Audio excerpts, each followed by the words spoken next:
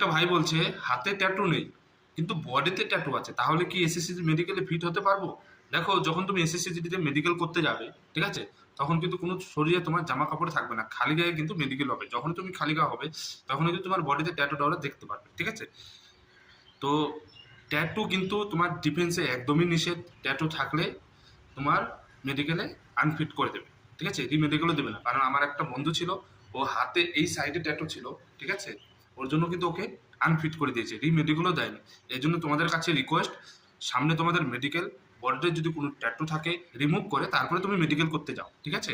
তার কারণ তুমি যখন মেডিকেল করতে যাবে, যদি হাতে ট্যাটু থাকে, বডিতে ট্যাটু থাকে, তাহলে কিন্তু মেডিকেলে তোমাকে আনফিট করে দেবে, ঠিক আছে। ওটাকে রিমুভ করে যাবে, ঠিক আছে। এবার সম্পূর্ণ নির্ভর করে পার্সেন্টেজ হিসাবে। যদি তোমার ছোট ট্যাটু থাকে হয়তো তোমাকে ফিট করে দিতে পারে, কিন্তু অত রিস্ক নেওয়ার দরকার নেই।